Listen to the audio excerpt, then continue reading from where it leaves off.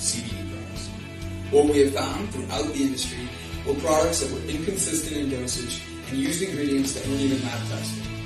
Products with chalky textures, bitter aftertaste, and worst of all, confusion among the CBD consumers. That's why we created Divide Cafe. A 15 milligram, lab tested, all natural, water soluble hemp CBD powder pack. It's odorless, colorless, and tasteless. Add it to your favorite drink of choice, wherever, whenever, on the go. Quickly find your calm, your balance, and your delight when you need it most.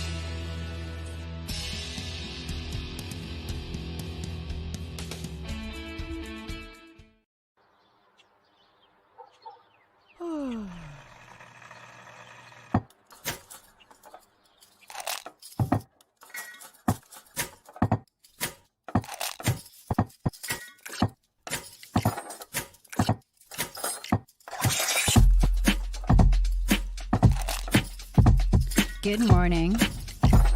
Good morning. Java Delight will uplift you. Stay tuned. The show is about to begin.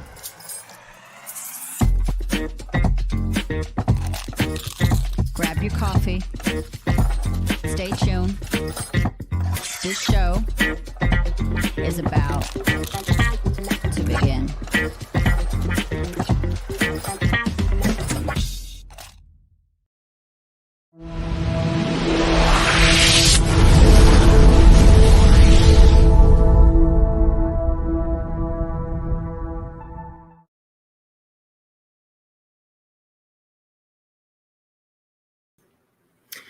Good morning, ladies and gentlemen.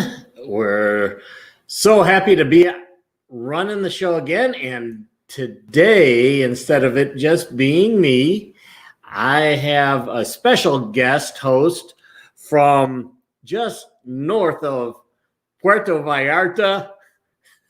And we have Fernando with us today. Hi, Fernando. How you doing? Hello, guys. Good morning, everybody that's listening. I hope you guys are having a fantastic morning. I'm super glad to be here. It's just such a joy to co-host with you today, Brett. Happy to be here. You know, it's nice to have Fernando on in front of the screen. Normally, he's behind the screen or behind the scenes. Sleeping. supporting the show, and he's the one who coordinates the guests that we have on, just like we will have Darrin Schenck on or Schenck on the show the second half. That's what Fernando does. So look at that, everybody's saying hi to Fernando. Hi, hello, coming Christina. at you. Hello, Bob. Hello, Jessica. Good morning. Yes, good morning, Christina. Good morning. Big Bob, I don't know where he's at now, where in his journeys, if he's still stopped for a little while and enjoying a little bit of a rest, or if he's if his callous butt is back on the bike. And what I'm happy to see is that Jessica is doing better today. Her fever is down, and her energy is coming back. I know she had a challenging day yesterday, but was still able to have a fantastic birthday party for two of her daughters that happened to have been born on the same day, just a couple of years apart. So absolutely amazing, and glad to hear that Jess is doing better today. And look at that, Bob is still in Atlanta until Thursday. So cool. Enjoy Atlanta, and hopefully the rain is gone and there's nothing but sunshine for the next few days down there. Good morning, Brian. Hope you're doing well. And I'm glad to hear Jessica's feeling better. We send you love, good vibes, and hope you feel awesome today. So, Yep. Brett, how do you start your morning when you wake up this early? Do you have a morning ritual? Yeah, my morning ritual is normally I hear the alarm and I open my eyes.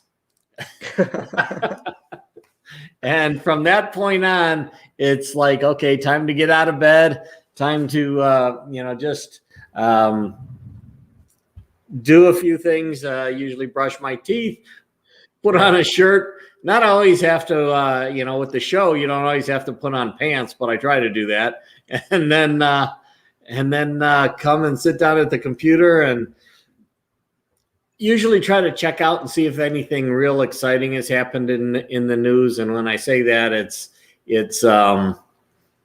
got to do with really just seeing if there's any kind of emergency type stuff that's going on in the news. Otherwise, I don't like to really pay that much attention to what they put out there because it tends to be pretty negative or sensationalized. So I'll look a little bit more closely later on in the day, but that's pretty much it. Yeah, well, usually, like you all know, like since the pandemic started, I have had, problems sleeping. So I usually go to bed pretty late and I wake up usually not noon, but before noon around. It depends how bad the night was. Usually I wake up around 10, 11, depends on how late I went to bed that day. Uh, Every time I feel my words, when I surround myself with joyful people on purpose, it doesn't take away the pain, but it makes navigating easier. It definitely helps, surrounding yourself with good people, like makes life easier and happier. Absolutely. Now, Fernando is anti-pants. Sometimes depends. Good Good morning, morning, CK4. CK. Glad that you're out there. Looking forward to another great day of interaction. That's for sure. Thank you. Oh, so I was telling you that yeah. So I don't have right now as a morning ritual, but when I was waking up early, when I had to, to go to a physical, job, I had to wake up very early. So I pretty much had a morning ritual there where I had literally alarm, then I wake up, then I would literally before I do anything else, because they say that how you start your day, the first thing you do is what's gonna set the tone for the rest of your day. So they say don't go to social media or try to read something that you know that it's gonna make you feel unhappy. Instead, try to uh, read something positive. So I would literally start with meditation, and then after meditation, I would um, grab a book and start reading a paragraph or a page, or it depends. If I had more time, I would read two pages. And it depends of how much time I had left. But that alone would help me to, being smiling, happier, and positive throughout the day. And talking about books, that's something that I will talk about more later, about some books recommendations that I have that I know that are positive, encouraging, helpful, uplifting, because I do really know that it's very important the way we start our morning. So today, when I knew that I had to wake up earlier, I prepare myself. I wake up a little bit earlier, and when I woke up, I opened my window. I started, looking outside and being grateful for the sun and things like that. So kind of like to start staying up on a positive note, So yeah. I think that's perfect. We even talked a little bit about that yesterday. That if you can change the rules of your life as to what makes you happy or what it means to be happy. Sorry, I'll turn on a little bit of a light here. and make it that, you woke up and got out of bed as being something that is, makes you happy. Then every day when you open your eyes, you are starting off the day happy. And you don't have a whole list of things that have to happen in order to make you happy. Make it a very, very short list. Like, I woke up and I opened my eyes and I got out of bed and I'm happy. If that's the case, you can be happy like every day. Wanted to bring in a couple other things here real quick as we're starting to get more people tuning in. When I was talking about the news, Bob just called it propaganda. I agree with you, Bob, that a significant amount of what we hear, even though it may be some events, current events and so forth, has been set up in some sort of a bias that is a propaganda for somebody or something, whether it be the editor of the station or, politics or all kinds of things. And that same type of thing actually does happen when you do your Google searches and stuff like that. So just to be aware of those things. Yeah, I want to say a quick hello to Ilse Delport. Thank you for tuning in and welcome. We are so happy to have you here. Yeah, South Africa. That's awesome. South Africa. Hi from Mexico. I'm from Vegas. So in Vegas, we got darn near everything from all different parts of the world. And I love it when I can go down to the Strip and go from the pyramids to the Eiffel Tower to the Statue of Liberty. And actually coming up here, the end of I think next month is when the World Resorts, the first brand new super resort casino, is going to open. First time we've had a new one in about 10, almost 15 years. So it's going to be pretty amazing. And it was all geared toward kind of the Asian motif. So it should be very interesting when it opens up. Let's see, we've got CK Ford says, yes, moments of daily gratitude are so important. Yes, it's always so important to remain grateful. I think that when we remain grateful, we are always happy. I mean, when somebody is always grateful, is always looking on the good things, on the positive things, no matter how bad things get. So you will always be happy when you have a grateful heart. So always be grateful. That's a very important thing. Yeah, coming from gratitude is really, really important. And to realize that, we don't have to have a lot of things. Part of gratitude, even when you're talking with some people, is in order for some people to feel gratitude or, grateful for things, they, again, have a big list of things that have to happen. Like every one of them, here's some legitimate lists. Even, like my mother is like, every one of my kids has to smile at me and be happy to see me. Everybody that I talk to has to say hi and love the way I dress. And when you start saying things like that, you're basing your gratitude, your happiness on others. And guess what? You can't control others.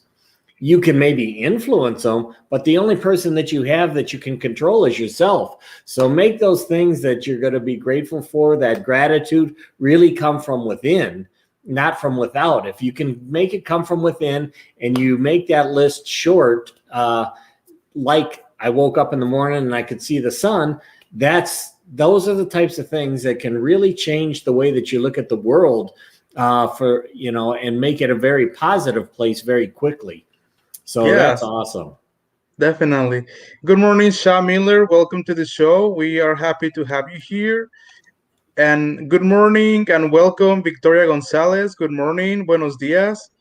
Let us guys know where you are from, where you are writing us from, or where are you watching us from. We would love to know more about yourselves, guys. We know that we have South Africa. Victoria, will you please let us know where you are watching us from? And Sha Miller, please. We would love to get to know you better. Yes, and then CK is saying, news often tends to dull our senses and sets a day off with a negative and fearful mindset. And that's absolutely true. I've said this before. It's been said many times, actually. If it bleeds, it leads. That's kind of the way that news works, because they have found, this formula that people tend to gravitate toward more of the negative things and the sensationalized things. And let's face it, guys, the news, as well as, things like Google and so forth, they make their money from advertisements and from people, from followers.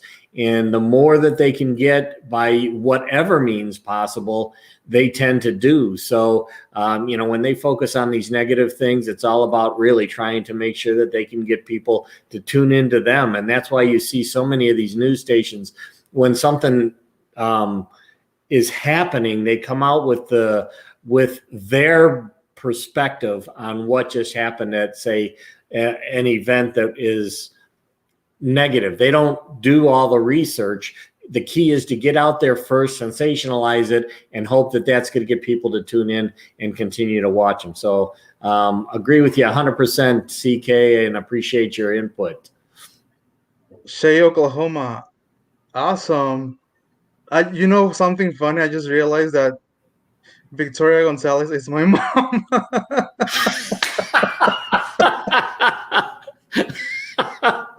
You know what? I was like, Victoria Gonzalez. The thing is that my mom goes by Vicky Velez, so I forgot that her YouTube is set up with her other last name.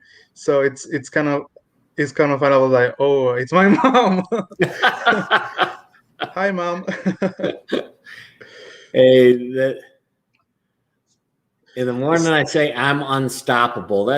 That's a great mantra to have, that I'm unstoppable. If you're unstoppable, the roadblocks, the challenges, the speed bumps that life has to offer are really just challenges. And it's when you're unstoppable, you find ways to go over them, around them, under them, whatever it takes, and then you move on, you move forward. Oftentimes, as I've said before, life takes, and in part of the greatness of life is that you do have to take detours. You may have a goal in mind. You may have that end vision, but exactly how you get there oftentimes is through many, many different paths that we didn't anticipate. But as long as we still have the final end destination in mind, we'll figure out how to get there. And when you feel that you're unstoppable or your mantra is unstoppable, you will get there. That's amazing.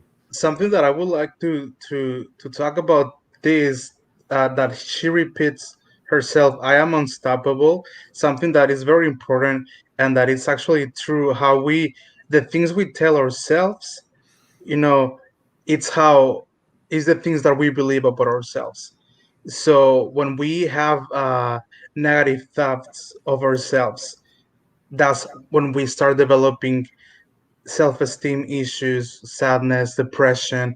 So the version we have in our brain about how we look ourselves and how we see ourselves, it's how we actually are.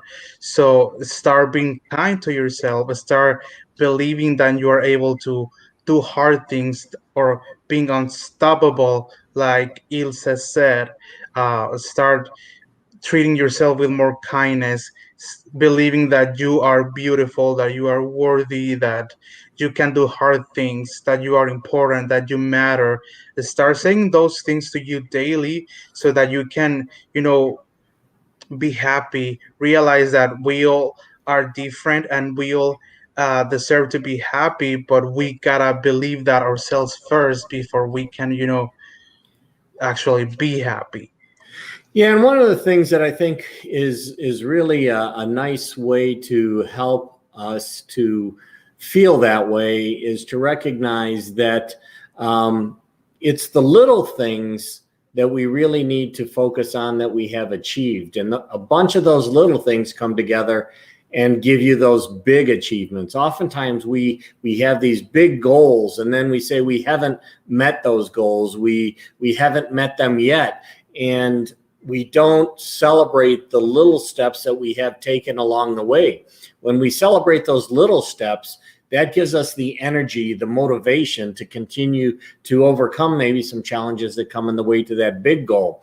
But oftentimes we get so focused on that big goal, that end thing, that thing that may be months or even years away before we deliver it, it becomes very difficult to feel like you've accomplished things when you're looking only at that big step as opposed to the small steps. Think about it when you're going from the first floor of your house to the second floor.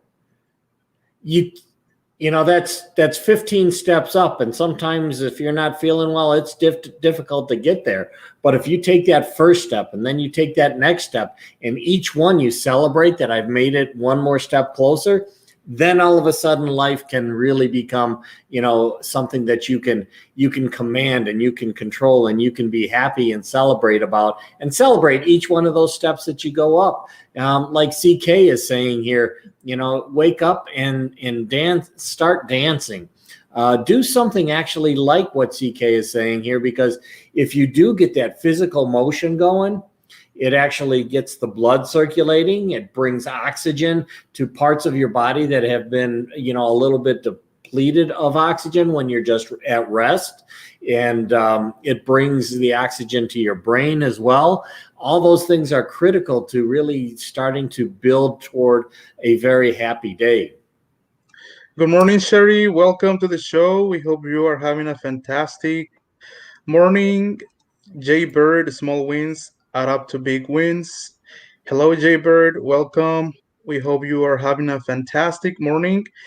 And talking about goals and what Jay Bird said, it's very important to set, you know, when you don't have the habit of setting goals, because a lot of people want to start with something or want to set goals, and a lot of people don't do it, to be honest, because they don't know how to start, or they don't know what goal to set. And sometimes when people are pretty much new on setting goals, they pretty much end up failing and getting discouraged. So I would say set realistic goals that you know that you can achieve. Like, for example, if I want to set a goal that I want to get in shape, I'm not gonna be like, I'm gonna get abs in 1 week. You know, of course, that's not gonna be possible. You know, but you know, set realistic goals that you know that you can achieve. So that way, you know, when you reach the goal, you're gonna get all excited about having reached that goal, and you're gonna be setting more and more goals to yourself. And when you are able to see that you can actually achieve things, you're gonna be all excited, and you're gonna pretty much little by little start mastering the goal setting. Oops, sorry about that. Oh, it's okay. Let's see here. I wanted to make sure I got Jaybird in there with the small wins. Yeah. Add up to big wins. Absolutely. Bob says if you fail to plan, you plan to fail. That is correct. And if you don't plan your own life, I guarantee that somebody else's plan will move you along in some direction. So plan your life. Take that challenge on a daily basis to have a plan that you'd like to achieve, and then move forward in that direction. Otherwise, you oftentimes get caught up. You know, we all get caught up in, and I've said this before, belief systems are your bullshit. But some other things is we just get caught up in our shit, or we get caught up in somebody else's shit. And those are the types of things that if we actually, you know, look at the small things in life and the accomplishments that we make, we can overcome, we can get out of that shit and move on to the things that we really want to be a part of. And I use those words intentionally, because oftentimes it's words that people don't normally hear that sometimes get them to tune in. And the other thing is oftentimes people are really thinking those, even though they may not say them. Yeah. Hello, Jacob. Good Jacob, thank morning. you for being here. And also, I agree with you 100%. Always start your mornings. It helps when you do it with reflection and read your top 5 goals. One of the things that most people do not do is write down their goals or write down even a list of those things to be grateful for. And when you don't take the time to actually do that, oftentimes you don't recognize those things. I've said some things in the past where, write what you would like to have as your legacy and read that in the morning. And if you start with what you would like to be remembered for, those positive things that you want to contribute to those around you, to yourself, then you start off with a very positive aspect. And if your goals are not as positive as you would like them to be, guess who's got the power to change them? You do. So change them. Take that next step and actually write down things. And then if you don't like the way that they read, rewrite them so that they're in the, something that is motivational, something that is very positive. And I would only add to what you said that also write them and put them somewhere visible, because Yes. I gotta confess that a lot of times that I set goals, or that I set goals for myself for next year I want to accomplish this and this. I end up writing them and then put them back somewhere, and they get lost there, and then I forget about them, and I'm like, the next year when I writing them, I'm like, I didn't accomplish any of these goals. Well, and that's why a lot of people give up on their New Year's resolutions on January 2nd, if they even made it that far sometimes, because they make these big, grandiose goals and they think that they need to be achieved very quickly. And when they don't make, so that first goal might be, I'm going to go to the gym, and then January 2nd comes along and they didn't go to the gym, and then they're like, I failed.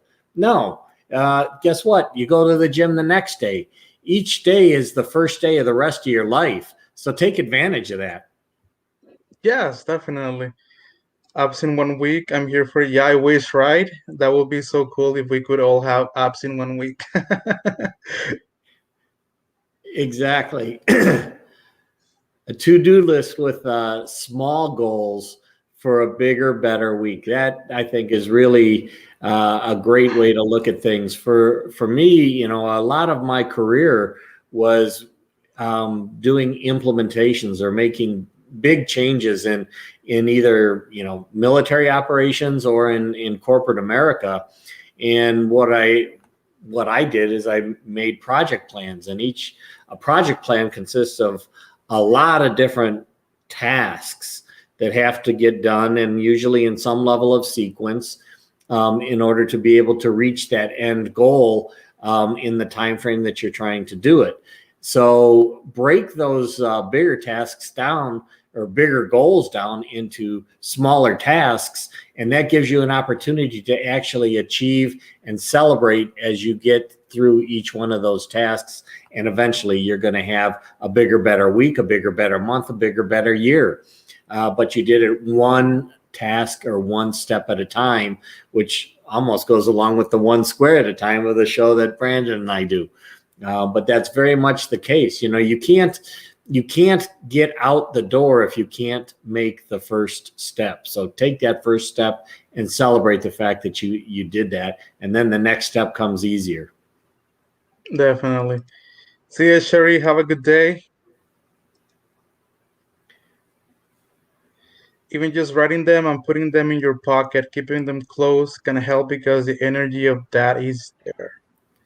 Yeah, and the good thing about that is if you put them in your pocket, you got them with them all day long. So if you start to feel that you're deviating from what your path was, or you're starting to feel like you haven't accomplished things, or you don't know what to accomplish, you can pull it out and read it again, put it back in your pocket, and remember that it's there. So it's there all the time. I know in the mornings I used to put like my really big goal up on the mirror of like the bathroom. So when you're brushing your teeth, brushing your hair, it's right there in front of you. And if you read it every day, eventually, that really just becomes a part of your mindset, intentionally and unintentionally, or consciously and unconsciously at that point.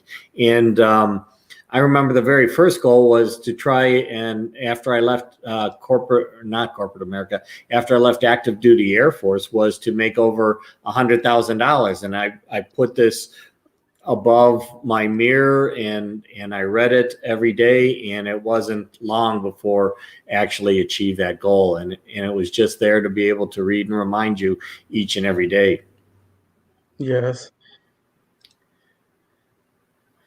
Shiitake happens, decided to use it as fuel to make something happen or something better happen. Yeah, absolutely. That's exactly what life is about. I always carry the book I'm currently reading with me, and my paper with my goals are where my bookmark is. That's That's great. cool. That's a great thing to do. And every time you start reading your book, you see your goals and remember them. And good that you talk about books, because it's something that I actually want to talk about now. What books? Some of you guys know that I'm really into poetry. I like to write poetry myself. I like to be inspired. Anything that makes me have a feeling or awakens a feeling within me, I read. So I would like to recommend you some books that have helped me throughout my life, or at least that inspire me to be better. So I would like to start with this first book that is called Free Your Energy. What's cool about that book? Tell me something about it, because I've not read it. Pretty much it's this book. It's all about making sure that you are pretty much putting your energy in things that matter. A lot of the times uh, we live our life in auto mode, or doing things that we don't really care for. So this book reminds us that to put our energy into things that matter, so that we can be happy, and also to release the bad energy, something that we have, for the better things. And it says the path to freedom, mental clarity, and a life of enjoyment. So this book is full of advice and good things for you to live a happy life, to focus on the things that matter. I remember once that the book said that I was like, really? It recommended to unfollow any celebrity on social media. And and I was thinking, yeah, like that's and I have done it. Like, I remember that when I read that, it didn't hit home with me. I was like, but why? Like, I like the celebrities I'm following. Why should I? But then, as I was, getting, through the days, I started seeing some posts from some celebrities that I didn't like, or some opinions that I didn't really connect with, or and I was like, yeah, I'm gonna stop on following this. And then I realized that, you know, we vibe different than them. Some Yes. of and it's very hard to relate with them. And I maybe that's one of the reasons why uh, he recommends to unfollow them, because it's very hard to relate with them, and to live an authentic life. So I think it's very important, in order to be happy, to be authentic, and yeah, and now I get it. I follow I'm not gonna say that I don't follow any celebrity, because I do. But it's very, very few of them. Not as I used to. I used to follow, you know, singers, actors, actresses, and film directors, and a lot of a lot of celebrities. But then I'm like, I'm just gonna follow, friends, people that I actually can relate to people that have, the same thoughts as me. And that's something also very important, that we sometimes tend to follow or tend to, well, actually, a lot of people do that, tend to follow people that, oh my gosh, he's so sexy or she's so sexy, like I'm gonna follow, even though, like they don't post anything that is, pretty much productive or helpful, but he's hot or she's hot, whatever, follow, follow, follow. And then you're looking through your feed and you just don't get anything out of it. And really, and so I would say just surround yourself, start following people that you can actually connect with, people that make you feel better about yourself, that uh make you feel good about why you believe the things you believe in. And that's when I started, to follow more channels of history and nature, travel, quotes, people that do good in the world. And it's very awesome how these things make you feel better about yourself. And also for me, I'm not gonna say do it, but something that has helped me focus more on my happiness and the energy that I want to have. It's I unfollow all the news channels from all my social media are gone, because all everything that they post is pretty much negative. Like somebody was killed here, or there was an attack here, or racism here, or you Right. know it's or this and this and that. And you end up with so much negativity in your life that I was, especially where I live here in Mexico, the highlight of murder, it's a lot. And I'm like, Mexico is not all about murder. And that's the sad thing. A lot of people only get the bad stuff, and it's actually not like that. I'm like, yeah, well, yeah, I'm not gonna say that all Mexico is safe, but there are safe parts in Mexico. And saying that Mexico is dangerous, or a lot of people are gonna believe it is because of the news. I think it's very important how you the things you pretty much consume, like media, news, and stuff. So I decided just to unfollow. Exactly, exactly. And it kind of goes along with I don't know how many, it's quoted all the time, but how many people have read or followed Think and Grow Rich by Napoleon Hill? It's a book that is quoted oftentimes and has a lot of great things in it. But one of the things that is that he actually set out to do is to interview all the rich people that were available at the time, and then draw together what are the commonalities behind those successful people, I guess I should say, as opposed to rich. And one of the key things is that you have a mastermind group, and that mastermind group could be actual people that are around you, and you get a choice to select who those are. And the other thing that can be part of a mastermind group are people that are actually not somebody that you can talk to.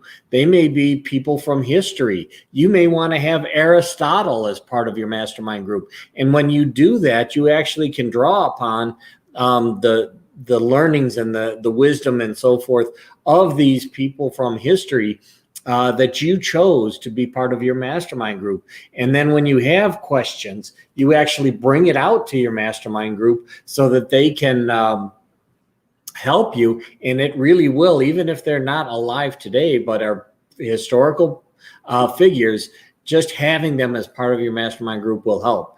And that's kind of what I think CK is bringing out here in talking about the book. And I'm sure I'm going to screw up the name here, but it looks like Habakkuk.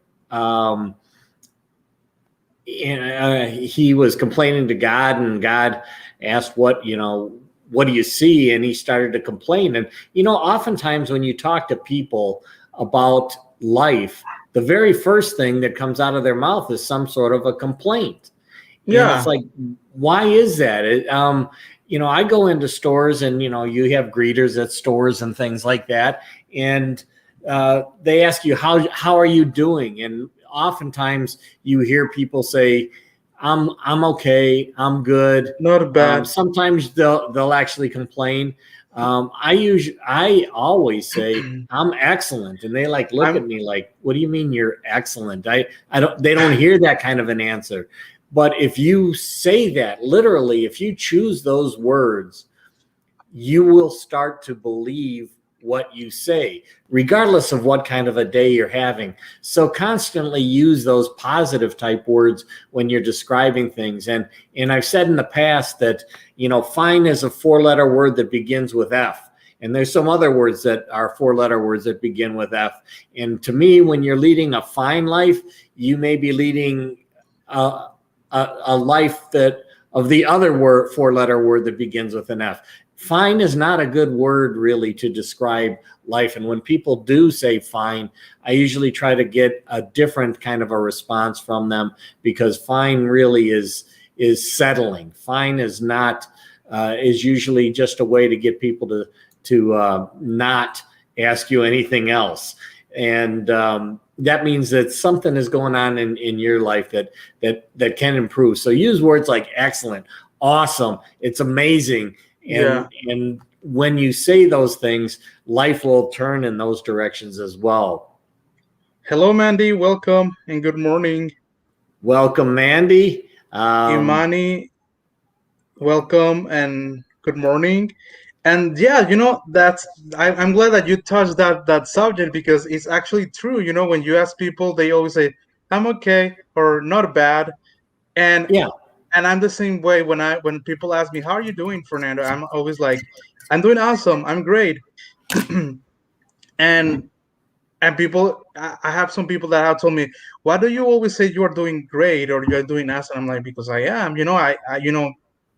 Life is awesome. Life is great. It depends of how you look at. Even if I'm having a bad day, I say I'm doing awesome. Like life is good."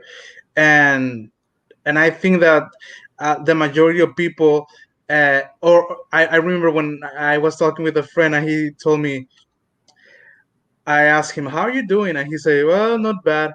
And I say, "Well, can the not bad change to good or doing great?" And he said, "Yeah, maybe it could change." And I was like, "Well, maybe you can start saying that, more often. You're doing great." And I do believe that it affects our mood and our day, how we say our day is going. If I say that I'm having an okay day, we're gonna have an okay day. But if I'm doing awesome, like everything around me will be awesome. Like the song "Everything Is Awesome" from Yeah, exactly. I Use love the that word, song. even if you're not necessarily feeling as great as you'd like to be. If you use those words that you would like to feel, you're more likely to get to that feeling. And like Jacob is saying here, he likes to use the word blessed, and that every day is a gift. And something as simple as that. I'm blessed because every day is a gift. Guess what? Every time you wake up, it's a new day. That means every day is a new gift. And if you look at life that way, then you get an opportunity to say that, that challenge, that obstacle, those things that are happening today, it's a gift, because I'm either learning from it, or I'm growing from it, or I'm achieving because of it, or, I'm helping others. And those are the key things to remember, that there is so many gifts that we experience in a daily basis, but oftentimes overlook because we're looking for something bigger. We're looking for something different. And it's all about the words we really choose to describe the feelings and the goals that we want to achieve. Yeah, and we all have different ways of smiling or getting happier. So I would say, start your day with something that that is actually gonna help to affect your mood in a positive way before you do anything else.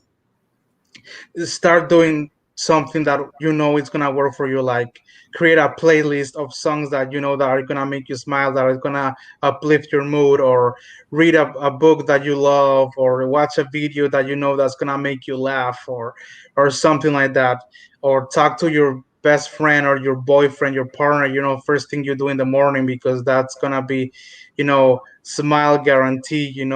So what works for you. So start your day with something that that will make you feel better and happier, and that will set the tone, like I said earlier, for the rest of your day, how you start your day. Absolutely. Absolutely. I think that, and that's what we're really trying to bring here is with Java Delight, is to be able to bring these types of opportunities to learn and things that we can bring out to help each other to get to those gratitude, blessed, amazing, exciting, awesome lives that we want to achieve, and recognize that not every day is going to be at that super high level. The key is to really try and avoid getting down to the super low level. And oftentimes when we choose words that are disempowering, we begin a what I would call a death spiral, a spiral down. So choose words that are inspiring, that are empowering, and you can change that spiral and bring it up, and then that lifts you in life. And those are the things that we're really trying to bring out as we're talking about things here as well. Yes. Next book I would like to recommend. This is my favorite book. I don't know you guys can see it. It's called Mind Platter by Najwa Zebian, and this book has changed my life. She's a person that has been through a lot, and the way she writes poetry, I actually gonna write it here so you guys can see the book, the name of the book and the title. Mind Platter, Najwa Zebian, because I might be pronouncing it super wrong, especially with my accent. So this book, it's full of wisdom. I have recommended, this is the first edition of the book. The new version, it's actually thicker. It has more poetry now, and the feel is different. It's not glossy as this one. But this book, I have read it like 5 times, and it's a book that it's like a poetry / quote, the way she writes the book. I would like to actually read one of them so you can actually know how the type of book it is. I'm gonna read something that is called Choose. It's actually the very last quote or poem in the book, and it's called Choose. It says, "Today, I choose to be happy. I choose to let go. I choose to be myself, to love myself, to cherish myself. Today, I choose to let go of the people whose company sucks into my peace of mind.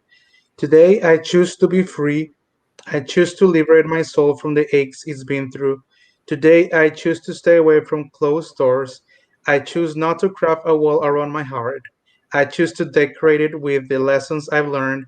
I choose to paint it with respect and confidence. Today, I choose to forgive myself for being too much of myself, for allowing myself to hurt myself. Today, I choose to embrace my flaws. I choose to accept my mistakes. Today, I choose to change. I choose to be better. I choose to move forward. I choose to guard my soul. Today, I choose to be brave. I choose to say no when saying yes hurts. Today, I choose to be wise. I choose to walk away from places I don't belong. I choose to embrace my time. For all that is timeless is precious. All that is precious is unique. All that is unique is different. And all that is different is beautiful. Today, I choose to be beautiful." That's amazing, and I love the fact that the word choose is really there, because we, as I've always said and said earlier, we can't control others. We can choose to control ourselves, but we have to choose to do so. And when you make that choice, and you make that choice specific to something, to living a life of gratitude, to recognizing those things that you achieve, when you choose to do that, you activate that reticular activating system in your brain. And what that does is it goes out there and it starts to just bring in more things that are associated with what you chose. So choose positively, choose excitement, choose empowering things, and you will begin to recognize all around you those things that are empowering, those things that you can have gratitude for. It's amazing how something as simple as making a choice can then all of a sudden bring all of these things into your life that you may not otherwise have even recognized. Exactly. So I will definitely, guys, recommend you to go check that book out. It will change your lives. And, it talks about choosing yourself, being happy, about letting go, about forgiving, about healing, about many, many different things that will make you feel better and happier. So, Yeah, Jess is saying the same kind of thing. Jacob, a beautiful poem, like a prayer. You're talking to yourself and giving yourself positive affirmations. Exactly. And again, when you activate that reticular activating system, you don't even have to consciously do anything to recognize or have your brain start to recognize those positive things that are going on around you. And it's just like if you close your eyes and you just close your eyes and say, I say, think of blue, think of blue, think of blue, think of blue, think of blue. Open your eyes. All of a sudden, you're going to recognize all those blue things that are around you because you have now kind of triggered your reticular activating system to focus on that. And then your eyes bring that to the forefront of what you recognize as opposed to just being in the background or background noise. So really important to do that. yes. Hi, Krista. Welcome.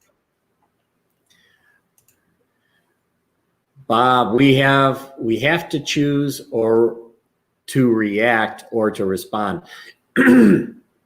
Yeah, the one thing I always talk about is that if we're active in our life, we choose to respond. If we're not really active in how we're living our life, we tend to react. And reaction is usually giving control to something else, where if we've got an intention, if we've got these things, these visions and these steps ahead of us, then we can respond. The reason I was successful as a project manager is that I would anticipate 5 and 10 steps ahead so that I could see what could happen in my mind, already have an idea of what we can do in response to things not going the way that we want. And therefore we're able to overcome and achieve things because we weren't reacting. It's like when you're driving your car, if you focus on the end of your hood of your car, chances are you're going to hit something in front of you. But if you focus 100 feet or 50 meters ahead of your car, you start to see what's about to come. You can anticipate, you can respond as opposed to react, and you have the time to do so. So that's a critical thing to remember as well. Definitely. And our guest is here. So yes, so our guest today, let me just real quickly before we get to that, let's just double check here. I wanted to check and see if we caught up with most of the comments. Jess looks like she's overcome some of the bigger obstacles in her health recently, so things are moving in the right direction. CK, I choose to be proactive rather than reactive. Absolutely. Mandy is got a shout out to Jess, and may all the healing energy come your way. And Bob, every struggle we face is a battle for our mind, and the goal is to control us. Yes, the goal the goal of others oftentimes is to control us, and sometimes the challenge that we have is to control us. So those are some of the battles that we fight in the daily life. Let's choose to be in control of our life. Let's choose what we're going to focus on. And when we do that, life will lead itself in a direction that we can achieve. And that kind of brings us into our guest, who we're going to bring on board here in just a minute. Darrin, I want to say Schenck, hopefully is the way that you pronounce it. Darrin, I would say I'm gonna say Schenck. Schenck. There we go. Okay, awesome. There it is. Good job, Fernando. Awesome. So Darrin is a former pro racquetball player, achieving, being in the top 20 world ranking. He retired from competition and he switched to coaching, and has been a coach for over 14 years and head coach for Arizona State University. In his time there, he has had women's national championship, 3 Collegiate All Americans, and 2 times Collegiate Coach of the Year to his credit. That's awesome. He's a survivor of a head-on crash with a wrong-way driver. But it was because of that incident that he's now a volunteer for Mothers Against Drunk Driving. And he shares his story of that crash and how it changed his life in some dramatic ways. In his day job, he's the VP of sales for TriageNow, a leading telephonic triage provider for work comp industry. He has been with his company since inception and built it into a $4 million plus business. His clients include lists like Liberty Mutual, General Mills, Goodyear Tire, Red Cross, so many big companies. Additionally, he's the author of 5 books, loves to fly fish, is a public speaker and a guest lecturer at the W.P. Carey School of Business at Arizona State University and the W.A. Franke School of Business in Northern Arizona University. So in just a second here, we're going to bring Darrin on and get a chance to talk to him more specifically about a lot of the achievements that he's had in his life. So with that,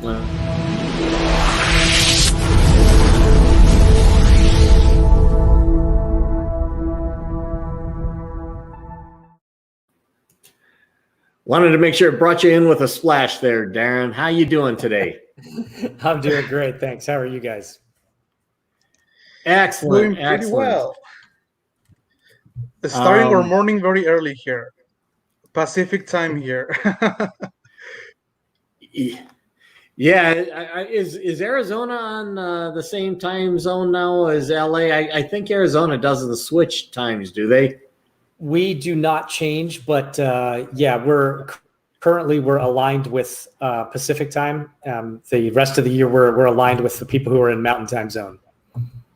Right. Well, that to me gets even more confusing than trying to figure out daylight savings versus standard time and all that kind of good stuff. But I know that that's happened when I grew up north in Chicago area.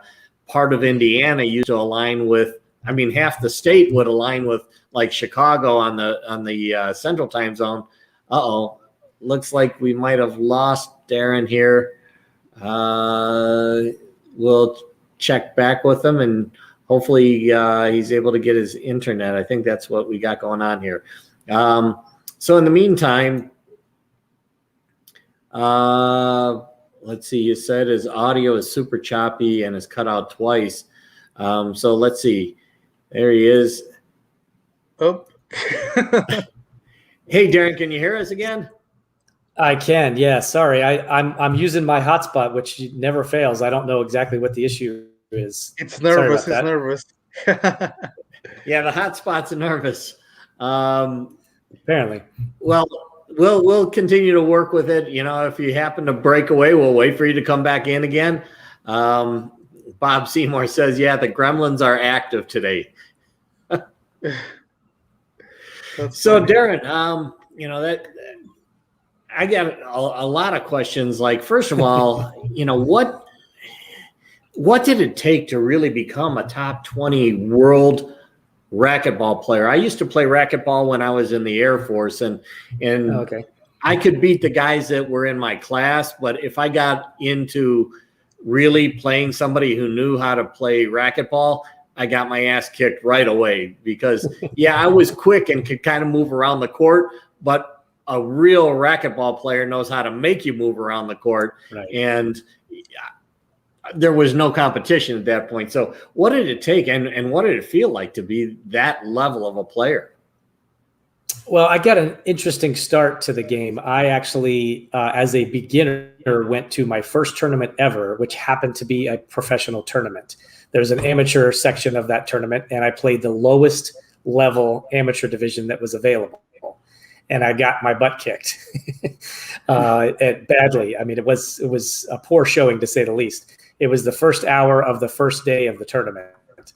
So I was sitting on the bleachers pouting about it and started watching the pros warm up to play one of their matches. And I was just blown away at the athleticism and the speed of the game. It was amazing. And so even though I had just started playing the sport, I decided right then and there, this is what I want to do. I'm going to be one of those guys. And so as with a lot of, endeavors, whether it's athletic or in business or whatever, I've worked really, really hard for 10 years to become an overnight success. Yeah, exactly. And I think that's a real critical thing to bring out. And we always hear about these overnight successes, which are not overnight successes. It's just, it took a long time to get to that one day that it finally hit the tipping point and you became that success that everybody saw.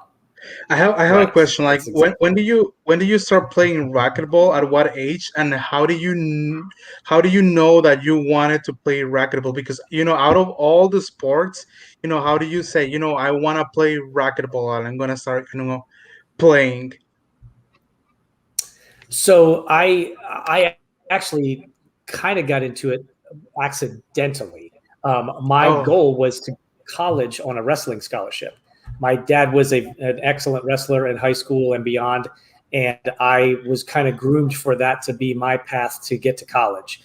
Unfortunately, my freshman year of high school, I had a neck injury, and that was the end of my wrestling career. So my uncle had taken me to play racquetball about 6 months after that.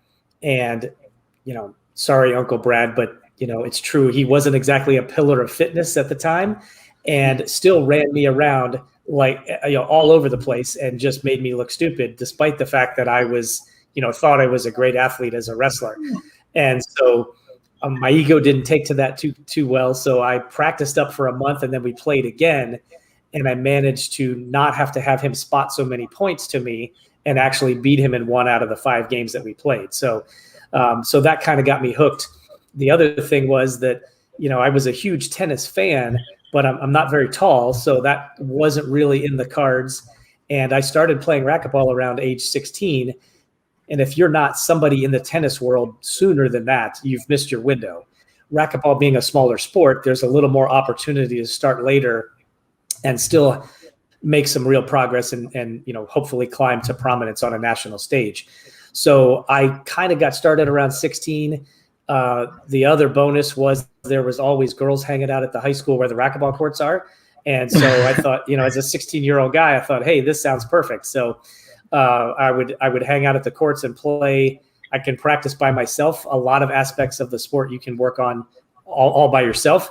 And then when you got a chance to play somebody, you could practice those skills. Or, as I mentioned about the girls, if you could teach somebody, that was a great way to kind of, get introduced to them. So volunteering to show them what to do kind of got me, introduced to the girls who were hanging around the racquetball courts. Very smart move. Yeah, definitely. I learned that a lot of the nice looking girls were at the beach, so I hung out at the beach. Yeah, it would have been better if I'd have hung out at the racquetball court. So I think I might have been more successful. Well, yeah, it's a target-rich environment without a ton of competition. So yeah, maybe. Yeah, one of the things that you mentioned there that I think is, applies to life as well, and you probably acknowledge this in some of your books and things like that. Which I noticed you had 5 different books that you've written, and I took a look out on Amazon, saw a couple of them were about racquetball, but it's about learning to play smarter rather than harder. You can learn to move people around if you know how the angles work, if you know how to strike the ball in a way that it's going to go exactly where you want it, as opposed to just being fast and powerful, which oftentimes is not as controlled as those that have learned to do it the smart way. Is that something that kind of brings you to that top tier as opposed to just being a player? Well, if you can do both, obviously that would be optimal. If you can hit the ball really, really hard and have someone have to deal with the speed as well as your precision, that's the optimal combination. And the guy who's been the number 1 player in the world for the past decade is an amazing combination of that. He's the most complete player I've ever seen. And I've been around the game for a really long time. So I didn't have that luxury or skill set, depending on how you look at it. I hit the ball about 130 miles an hour, and I was one of the slowest hitters on the Pro Tour. So I had to do things like really rely on my fitness and just hang around in matches until, a victory of attrition could be achieved in some cases. So there's other ways to go about it. And one of the things that I loved about racquetball that I kind of figured out early on was that there wasn't any body type that was an optimal thing that you had to have. Like in tennis, if you're not at least 6 feet tall, you can't really hit a big serve, and that negates your opportunities for sure. In racquetball, you're defending a finite amount of space. There's guys that play what we call high and slow. There's guys that play low and hard. And if you're really tall and have a lot of reach, you don't have to be super fast. If you're not very tall, but you're quick, you can still cover the court very effectively. So it was the ultimate equalizer in my mind as a sport.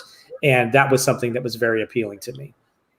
Interesting. And just to kind of like go along with the subject that we were talking earlier about goal setting, when you started playing, racquetball, did you set the goal to, I'm gonna be like a pro, one day, or this is something that it was developed through the years, or it was something that you always had in your mind, that a goal that you set? Yeah, that exposure to that pro tournament as my first tournament ever really kind of set my path in motion. I had that in mind from the earliest days of my racquetball playing career. So I was always looking towards that as an end goal. And I may have skipped through a few of the steps a little too quickly, being hyper focused on the end goal and not necessarily the journey along the way. But I did start kind of late. I knew I had a finite amount of time as an athlete to pursue that. And so I worked really, really hard trying to crunch a lifetime of training into what turned out to be about an 8-year window, and then started playing professionally, certainly before I was a top level competitor at the upper echelon of the sport. But I was the best player in my hometown at the time. And so the only way you're going to get better is to go face better competition. So I packed my bags and hit the road to do so. Wow, that's awesome. Hey, one thing I wanted to just step in case if there's anybody in the audience that's watching this has any questions for Darrin, please feel free to put it in the comments, and we'll make sure that we get a chance to address those as well. Just want to make sure that we get, if some cool things come up or people's mind comes, something gets triggered, bring it up, and then we can bring it up with Darrin and get his perspective on things. Yeah. Hi, Lena. So you were in the top of your career. Was that also the time when you ended up in that car crash, or had your racquetball career kind of start to wane before that, and you were a coach already by that time? Yeah, that was later on during my coaching career. I had retired from amateur and professional competition quite a while before that. That car crash was in 2015. So it was 6 years ago, but it's still very fresh in my mind. When I tell that story for the Mothers Against Drunk Driving audience that I speak to on occasion, I kind of relive that experience to really share how impactful, pardon the pun, that was, getting hit head on by a wrong way drunk driver. But that's, as Maya Angelou, I think, is credited with saying, people don't necessarily remember what you say, but they remember how you make them feel. And so that's kind of the goal of those talks, is to share as much vivid detail of that experience as I can, to get people to understand that, all of your actions have consequences, and sometimes those consequences are very, very bad. Well, do you find then that those years that you were a coach, because as you're talking about creating a vision, creating motivation, things along those lines, that's what a coach does. I mean, that's how a coach brings teams together. That's how a coach gets people to achieve beyond what they think that their limitations are and so forth. And now it seems like you've even, brought that same kind of mentality into how you're working with Mothers Against Drunk Driving and talking about these things. Is that kind of how things are working in reality, or is that just me thinking that way? No, I think you're spot on there. Coaching the ASU racquetball team has been the most personally rewarding thing I've ever done. I was lucky to figure out early on that I was teaching life skills disguised as racquetball lessons. And I kind of imparted that same approach to the Mothers Against Drunk Driving audience. Like I said, sharing as vividly as possible the details of that experience. When I'm coaching someone from the team who, most years on the team, we have some very accomplished players and also some true beginners that may not even have much athletic experience in general. And so I have the full spectrum of people on the team.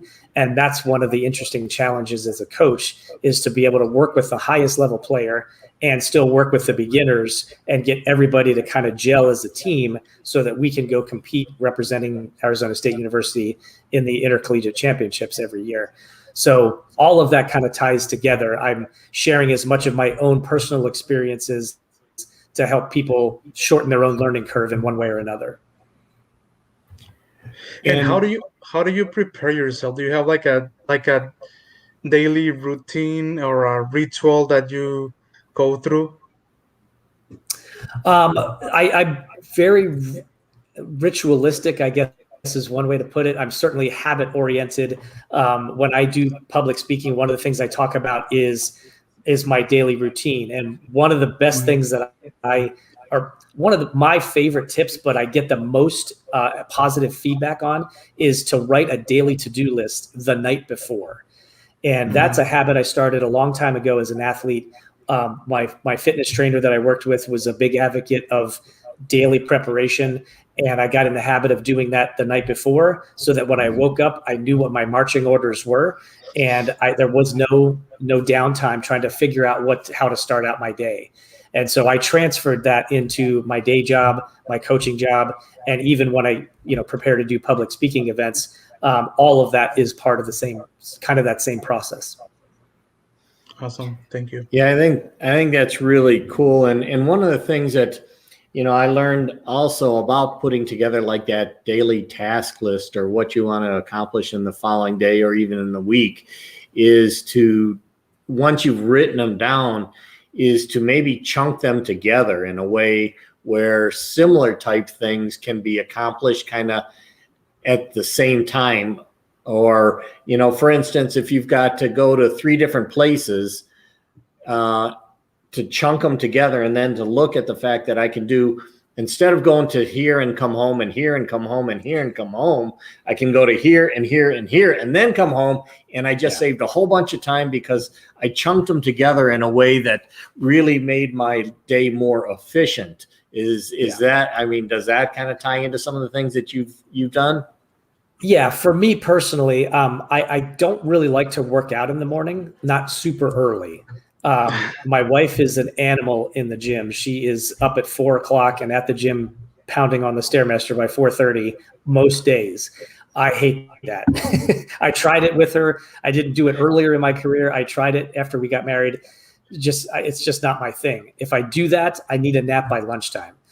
But if I can, but for me, I'm most creative in the mornings. So when I'm writing or working on a project, when I get up and ease my way into my day by starting with my creative work first, and then clocking into work and doing some of the things that I would consider a little bit more mundane or tedious, and then take a break, eat lunch, go to the gym and work out in the afternoon, and then come back and finish the day strong. For me, that works much, much better. So similar to what you were saying about, tying all of the trips in the car together, if I start my day with creative work and then flow into the other general activities that need to be accomplished, that for me seems to work pretty well. Cool. And do you have any advice for people that have a hard time, getting through the morning? Well, there's two choices: suck it up and do it, or adjust your schedule accordingly.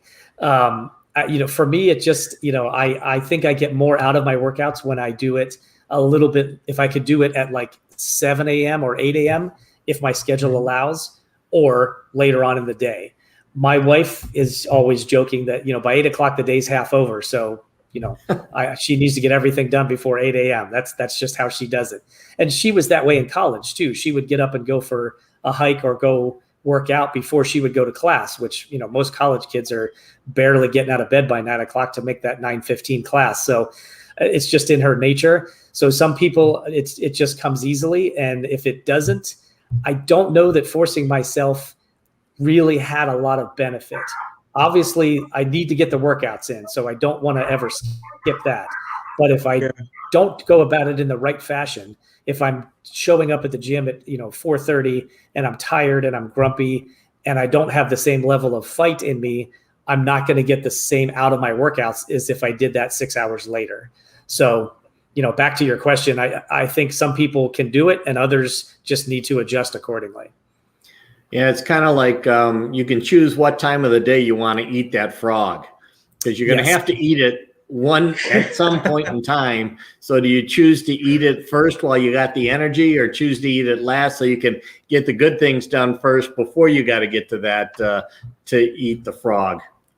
Yeah, and I do enjoy working out. For some people, it is a grind. I do still really enjoy it. It's been a huge part of my life for my entire adult life, and so it's downtime as far as my brain activity goes. I turn my phone off other than listening to music. That's me time, so to speak. So I do enjoy that part of it.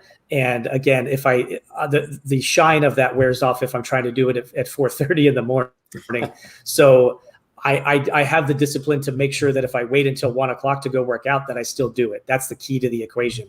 For some people, if you just know that the longer I wait, the less likely it happens, then you probably do need to do it first thing in the morning just to get it out of the way.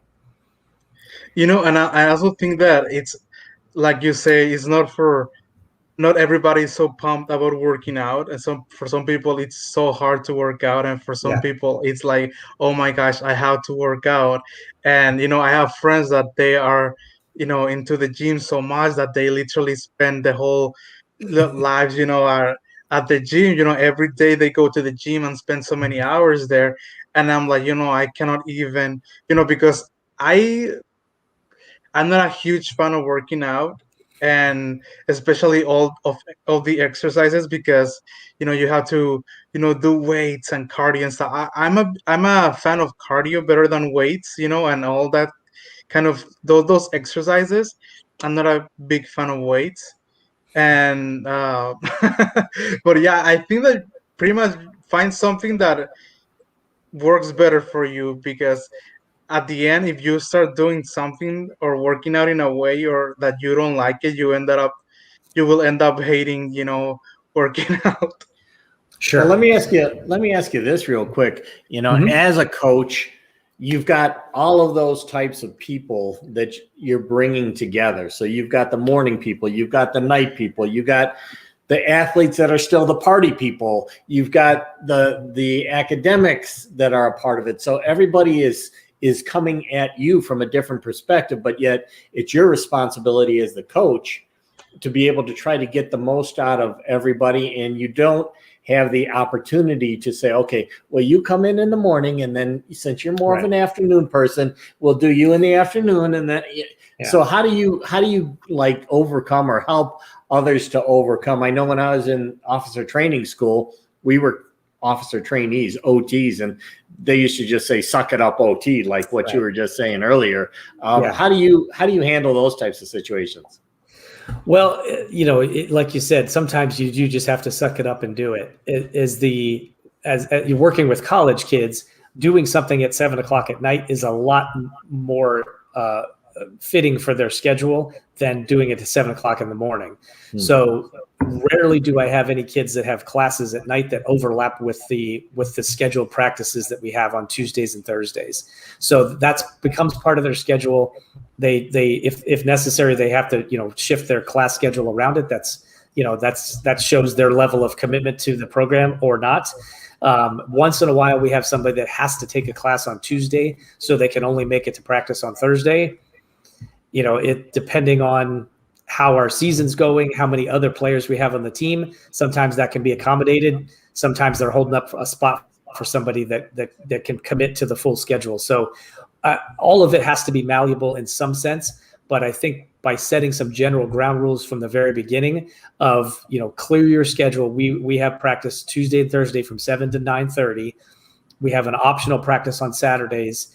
We have these events in the calendar for this year, including the Intercollegiate Championships for this week in March. Make sure that all of that is attainable for you. If you've got a job, if you've got a professor that won't let you miss class, we need to know those things now so we can start making a plan accordingly.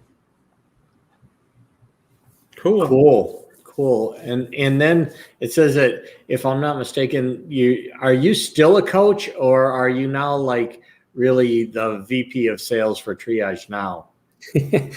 Both. And I unfortunately, we missed all last year with the pandemic stuff. My program was on hold completely. Obviously, there were some other sports that they tried to make happen, but as a club level sport, we basically got shut down in March of 2020, and we will return in August of this year. So we missed a whole academic year, and unfortunately, I had some kids that graduated and did not get to play their last year. Obviously, out of my hands. Just wasn't safe to travel and jam 300 college kids into a racquetball club somewhere to have a tournament during the pandemic. So I'm excited to go back, and I've got a girl that's a top level junior that's coming to ASU, and actually was just at a tournament this past weekend and beat the number 4 woman in the world in the pro draw. So I'm looking forward to getting on the court with her, and she'll kind of be the anchor of the women's team, and then trying to have, make sure that we build a good solid team around her as well. So still coaching, still love it. Do my best to make sure that I get all of my day job duties done so that I can, flip the switch and go into coach mode Tuesdays and Thursday nights, and not have work kind of, overlapping into the days that I'm at ASU. Yeah, I got one of our audience, Jaybird, is saying you have to find your carrot reward, what makes you happy, that helps you get it done, and it varies person to person, which is always a challenge as a leader, whether it be as a VP of sales or as a coach, or as I always say, the first team that you have to lead, me, myself, and I. You've got to find that carrot and reward and that thing that's going to help you to get it done. How do you balance your day between being a dad, being a coach, being a salesman? How do you have time for yourself? How do you balance your day? Organization is key for sure. I definitely strive to have, as I mentioned, a daily to-do list to make sure I know what I have on my plate that needs to get handled. I do a lot of work remotely. I have done a lot of Zoom presentations even before the pandemic, and the rest of the world kind of, shifted into that mode as well over the past year. So there's times when I've got scheduled a presentation for an hour, and then a phone call, and another presentation, and then a phone call, maybe squeeze lunch in there. If I get lucky and can get to the gym great. If not, I can do that later on. But I being organized and using, just something as simple as my Outlook calendar to schedule out my week, and then a daily to-do list to make sure that my personal things also don't get missed. And just, out of practice and massaging things when necessary, making changes where I need to, I was able to kind of get into a routine of, I try to schedule my presentations for work before 1 p.m. in the day in my time schedule. A lot of times I am doing calls or presentations early in the morning because I have prospective clients on the East Coast time zone, and for them, 9 o'clock their time is cutting into their morning. So I'll do something at 6 a.m. to accommodate them, and then I would adjust my schedule accordingly that day. If I'm starting my day at 6 a.m., I'm going to clock out by 3 o'clock and make sure that my personal things also get done as well. Perfect. Yeah, it's a challenge, and especially when you're working across time zones, and if you get some international clients, that becomes even more of a challenge, because it could be, working at 12 o'clock at night and at 6 o'clock in the morning, and anywhere in between. And I've run those kind of organizations where you're kind of what we call following the sun, and those are always a challenge, because at some point in time, somebody's got to do things that are not at times that is the most convenient to them. And as a leader, I oftentimes took it on my responsibility to say, hey, if I'm going to really want to connect with you somewhere else in the world, it's better to connect on in your environment, in your time zone, as opposed to ask you to connect in mine. And that's just my way of looking at things. I was wondering, and it sounds like that's somewhat the way that you're just describing, when you got to do things at 6 o'clock in the morning. Yeah. I've learned to use that to my advantage as well. Like I said, if, I consider doing a presentation still a creative endeavor.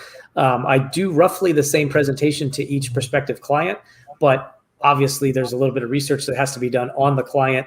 I have the discovery process as part of our conversation of, what really hurts, what's really driving them to look for the solution that TriageNow provides. And so that does fit well into that earlier time of my day. That's when I feel like my brain is most geared towards that type of work. I can save the tedious stuff, the follow-up emails and those kind of things for later on in the day, when I feel like my creative energy has kind of waned a little bit. We got a couple things that came in here from Jacob, one of our followers, and he's basically saying, I see the need to define what success means to each person, and try to define that, whether that be as a coach or as the VP of sales. And it depends on kind of their current situation, relationships, life. And a lot of times those things vary in an individual's life and between individuals, for sure. Right. So when it comes to those types of things, do you get more individualized in how you're dealing with people, or you tend to try to help them to become more a part of the group? I definitely go the individualized route. To use the racquetball team as an example, I've got kids that have a shot at winning a national championship, and I have kids that have a outside chance of making the team. So those goals are widely apart, right? There's a huge delta between those things. In the sales world, I have people that want to close their first sale reselling my company's service, or if we bring a salesperson on, getting them started up to speed, helping them, kind of being in the forefront and then slowly sliding to the background if they, be there as more of a resource than leading the charge. So, Jacob's right. When you can define what it is that you're aiming at, then you can hit a target because you can see it. If you don't have a defined target, you really don't know what you're aiming at. It's very difficult to achieve that. Yeah. And we have a question here from Jacob. It says, Darrin, do you have coaches, leaders that you looked up to and who inspired the work you do? Yes, definitely. I'm an avid reader. I've just finished up Adam Grant's book, Think Again. He hasn't. He's not necessarily a guy like Tony Robbins that everybody goes, oh, sure, I know who that is, right? I've been a huge Tony Robbins fan for a long time, but there's some guys that are really influential. I'm a huge fan of Tim Ferriss, even though he doesn't do individual coaching and things like that.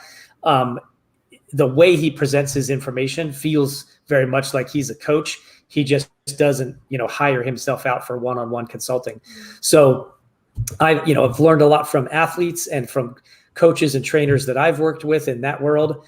I worked with a sales mentor for a little bit at TriageNow, and he was very influential. So I'm I do my best to be an eclectic learner and try to pull information from everywhere, even if it's what not to do. That still helps me in my own career for sure. Let me ask you a little bit more about triage now. To me, it sounds like last year the coaching kind of, was out of the picture because of COVID, but it sounds like TriageNow might have actually been something that moved up in terms of priorities of businesses and things like that, and supporting businesses, because it very much became a telephonic type of a world that everybody had to move toward. How did that work over the course of this past 12, 18 months? Yeah, it's been an interesting ride, to say the least. So what we do is usually focused on injuries, right? We're the first line of defense when somebody gets injured at work, assuming that it's not life or limb threatening. That should still be a 911 phone call. However, we were able to assist a lot of our clients dealing with COVID exposure, for example, in a manufacturing plant or in a hospitality setting, things like that. So in March of last year, nobody knew what to do, right? Everybody, the world was told to shut down and go hide out at home until we figured this all out. And so a lot of our clients had to do that. And then there was, the essential business discussions. So the food manufacturing facilities and the grocery stores and clients like that of ours came back online pretty quickly. And so they had to find a solution to deal with COVID because they had to work. And so we were able to help with that. And so luckily after the first, I would say March and April of last year, we were able to kind of get over that first hump and then really kind of grow our business by assisting our clients in an area that wasn't necessarily our wheelhouse, so to speak, but certainly well within an area that we could be of assistance. So we actually did have a good year last year. We brought on the largest client that we've had in quite a while. That they started September of last year. And again, they were an essential business that had to function. Had a competitor of ours previously in place, and we were able to successfully transition them even during all of the other things that were going on. So I would say, considering everything that we dealt with last year, I would have to consider that a highly successful year. Yeah, it's amazing how the world turned with COVID, and some industries had massive challenges and almost on the brink of going under. Other industries were accelerating because of it. And, my background is actually logistics. So logistics had kind of both of those, depending on where you were at in the supply chain or in logistics.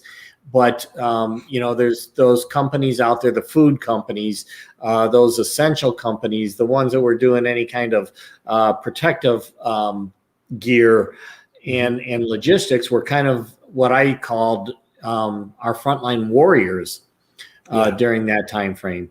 And to be able to provide support and guidance and give them a direction to go when there's really no rules must have been a real challenge. It was, there day-to-day things changed, and that's not untrue for our industry in general. But when you added COVID on top of everything else, it was an interesting challenge. We were very happy to be able to provide some level of support for our clients. We didn't have a ton of answers. We can't diagnose something over the phone, but we were able to assist. And from a business perspective, that was critical because, like you mentioned, we had a lot of companies that did temporarily shut down. Some of them went offline completely. But we filled that void with the other service by branching out into helping with COVID. And so that not only kept us steady, but actually did end up having a little bit of growth last year, which, there's very few companies that were fortunate enough to be able to say that. Right. So now I want to kind of transition into your DarrinChatter.com and what you do as a speaker, as a consultant, and how that fits into being a coach, being the VP of sales, and having this as is this kind of like a side hustle kind of thing? Is this the direction that you're going in life? What is really kind of leading you in this into this? So yeah, I love my day job, so I don't have any plans to leave that. This is a really fun and exciting side hustle. Using my connections at Arizona State University, I've gotten to talk in the business school there, and I also got to do so at Northern Arizona University. So I'm what you consider a recurring guest lecturer at those locations a few times a year, which is just a ton of fun for me. I love it. And I have branched out into doing some things in the business world. I've been around long enough to have made lots of mistakes and therefore have lots of experience, right? That's kind of how I look at it. It's not just the wins that I talk about by any means. I tell the whole story when I'm speaking to an audience or even doing coaching one-on-one with somebody. So I guess the biggest thing is I just love to help out and help people achieve whatever it is that they're aiming for. So if you look at the recommendations that you have on there, a lot of those are former players of mine who have branched out into the business world, and some of them I still talk to on a regular basis and help out with. One of the guys recently transitioned to a new job, and we had a lot of discussions during that time frame. We actually met for lunch and went over the 3 job opportunities that he had presented to him, and kind of helped him hone in on what he thought was going to be the best, or what collectively we thought would be the best move for him. Ultimately, he has to make that decision. But having been through some of that stuff myself, I shared as much as I could and helped him kind of round out his own knowledge in comparing, different offers from different companies, the lifestyle that would go along with an offer with a larger company versus a smaller company, things like that. So I just do my best to impart whatever wisdom I can share with somebody, and doing that for groups like Business Clubs of America. And the one logo that you saw was the National Tooling Machining Association. They have a conference coming up in September here in Phoenix. And so I'm looking forward to working with that group as well. Yeah, it's interesting that you... Sorry, go ahead. I was going to say that picture that you have up there is my pride and joy. That, as you can see from the smile on my face, my life is one big distraction between fly fishing trips. And that fish was an amazing moment in time. My dad took that picture. We were together, hiked in a really rugged canyon here in Arizona. It's a very small stream, so that is a true trophy trout by every definition, for sure. And I did release it, and I actually caught that fish again 2 years later.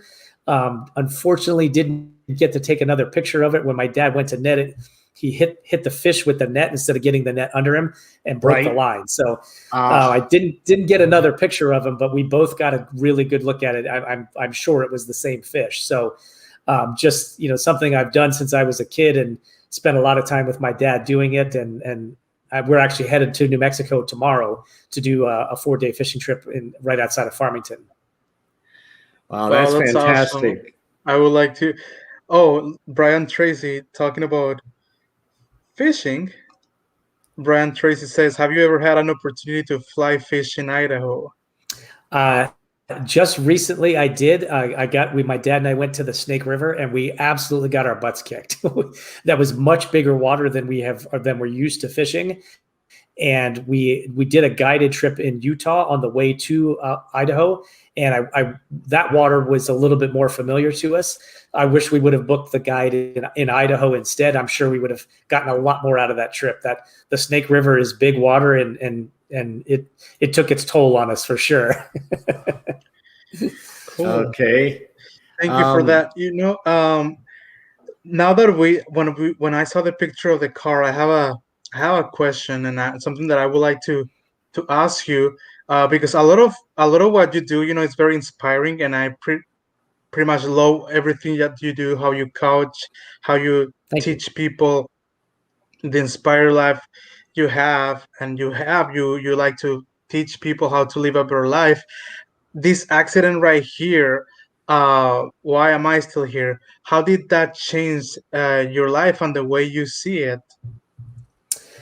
Good question. That was a scary scenario, and I was actually headed to go fishing once again, and it happened right in the middle point between the large city of Phoenix and a small town that's northeast of here. And so when it happened, I was in the middle of nowhere. I had no cell signal.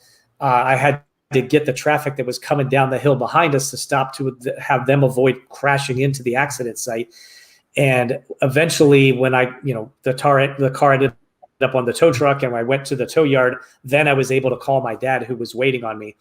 And that 2-hour ride home, instead of us going fishing that day, I spent a lot of time thinking, A, how grateful I am for the life that I've had, and B, how I had kind of gotten complacent up until for a few years before that. And that unfortunate wake-up call really did kind of snap me out of that. And one of the things that I came to the conclusion was, I dodged a bullet here. It seems very clear, because I walked away from that high. I was doing 70 miles an hour. I assumed that guy was doing the same. And so I walked away from a very high speed head-on collision with literally barely a scratch on me. And so I ask myself frequently, why is that? And I just come to the conclusion that there's more for me here to do on planet Earth. And as a lot of people come to the same conclusion when, you have a brush with death, it's how can I contribute? It's not necessarily about legacy and things like that. It's just, how can I help more people?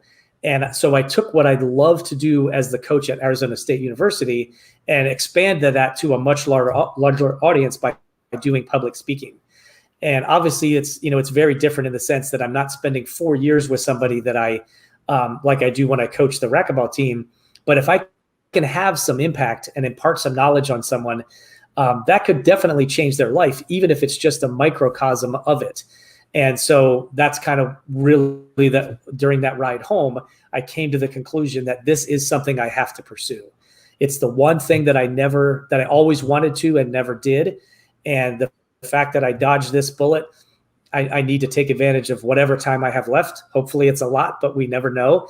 And put that in motion. And so not long after that occurred, I set the wheels of Darrin Chatter in motion. And by the way, the name is kind of poking fun at myself because as my friends will tell you, I love to hear myself talk. So hence the name. But it's been a fun ride so far, and I'm gaining momentum all the time. And so I'm very, very anxious to see where that leads. That's awesome. Yeah, it's interesting. Some people can walk away from that type of an accident and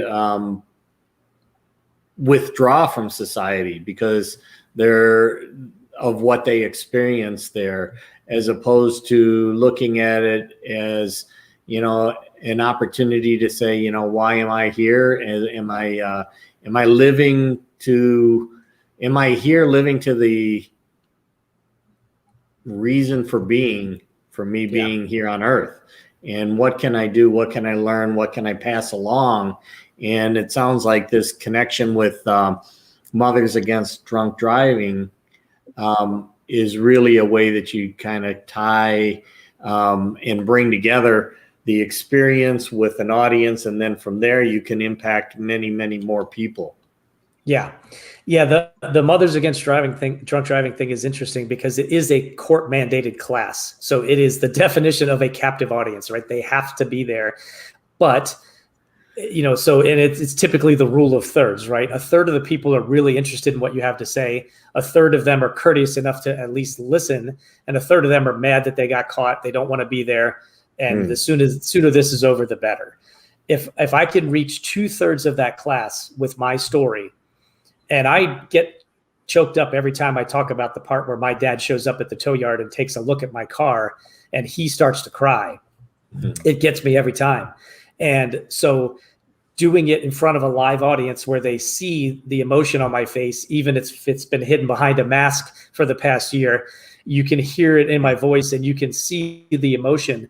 A lot of people understand how human of a moment that is. And again, we're not there pointing fingers. We're not telling people to quit drinking, that kind of stuff, right? But we want people to understand that you made a bad decision. Luckily, something like this, which happened to me, did not happen to you, but do not do it again. Make better choices, have a game plan ahead of time, things like that. And so again, all of that is part of my way of giving back. And it's also been good exposure and experience for me of being in front of a live audience and talking about something that's, a highly sensitive and personal topic. I am able to take more of my own emotion and inflect it into some of my other talks, which I think just has more value for an audience. When you're working with them, is it more of a one-way type of a presentation or conversation, or do you actually have people that kind of share their story as to why or what they, got them to in the situation that they were in, and then be able to kind of take learnings from that? In the classes that I go to, I'm what's called a VIP speaker, a victim impact panel speaker. And so it is basically like a presentation. I always ask if there's any questions at the end. And once in a while, people will ask a question or start with a question and kind of segue into, well, here's what happened to me. And so they do end up sharing some of their own experience. But by and large, it's more of a presentation or a one-way talk than it is interactive. Yeah, I know, you mentioned Tony Robbins, and I've been through all of his training, really. I've been through his Leadership Academy and Life Mastery program and everything. Cool. And a lot of times when I talk, without even thinking, I'm using his terms, I'm using his approach. And, that one thing that I always talk about is, life, and it kind of leads into what we had talked about before, that life can change in an instant. You can change your life in an instant. It's just how long does it take you to get to that instant? Yeah. And that instant could be either in your coaching, like you said, that, or to become in the top 20 players of the world. You weren't an overnight success. It just, nobody saw that time leading up to it. And the same thing kind of goes with even, literally the impact of the accident in getting to an instant where you make some sort of a change. I don't know if that's, kind of ties into everything that you've done as well. Yeah, I was gonna ask that. Was it like an awakening moment for you? Well, it's funny. Hindsight's 20/20, right? In that moment of that crash and the couple of hours after, I definitely was extremely present-minded, as you can imagine, and so that was an impetus for change. Looking back over my racquetball career, my coaching career, and my sales career, it's easier to see those things looking back than it is at the time, right? A car crash is, a very wake-up moment, so to speak, right? But at the time in my career, I can pinpoint a win that was the springboard to almost every other win I had at the highest level. I didn't know that at the time. It was just part of the process. But looking back on it, it's much more clear that, that win that weekend made all the difference moving forward for me. It gave me the confidence that I could win, that I could close the deal when the opportunity was there. And then same thing in sales. You have a marquee win with a larger client than someone you've had before, and that kind of makes the rest of the sales easier. If you can drop a name like Liberty Mutual, for example, and say, well, we're a vetted partner with Liberty Mutual, everyone else doesn't question how big of a company you are, who else you work with. It's like, okay, if you're good enough for those guys, you're good enough for me. So those things are easier to see in hindsight. But the car crash was something that was so omnipresent at that moment that there was no reason to look back. I could look at it right now and go, my life will never be the same from this point forward, because it could have ended 30 minutes ago. Yeah, exactly. Now we got only about 10 minutes left. One thing I did want to touch upon before we go is, if I'm not mistaken, you've written 5 books. Is that right? Well, yes. So you found a couple of racquetball books. I actually I've written those books a little while ago, and I use those books in my coaching, and I donate them when we have a tournament to other teams that maybe don't have a coach, or kids that, are interested in learning but don't have the resources to pay somebody to coach them in their area, things like that. I'm going to be vague on purpose. I've written a couple of other books under a pen name that are a little bit more of adult topics. Right. And I use a pen name by design, because I don't want someone who is sending their son or daughter to Arizona State University to be on the racquetball team to Google search my name and see a racquetball book, and then something that's, again, a little bit more of an adult topic, side by side. And so I don't discuss the other 2 books that I wrote unless I'm in that genre, so to speak. Right. So, sorry for the vagaries, but I should just change that to say I've written 3 books so that I don't have to explain what the other 2 are. Well, that's okay. I mean, I don't know how many people out there have been to a Tony Robbins event, but when you see Tony Robbins on TV, he's got this big personality, and he's giving you kind of his G, or possibly a little bit to the PG side when he's out in front of people. But when you actually go to his event, the F-bomb comes out all the time.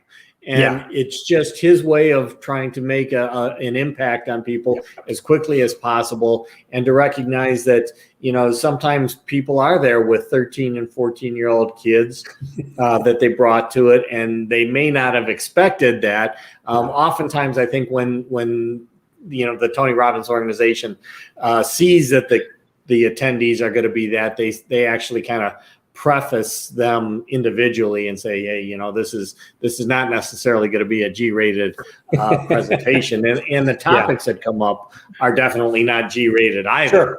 Sure. But I think that kind of ties in with, there's many different facets of life, and we all have experiences in many different facets of life. So to just look at a person from one particular aspect doesn't necessarily give you the full picture, but it's that full picture that enables you to be at the level you are in coaching as a VP of sales.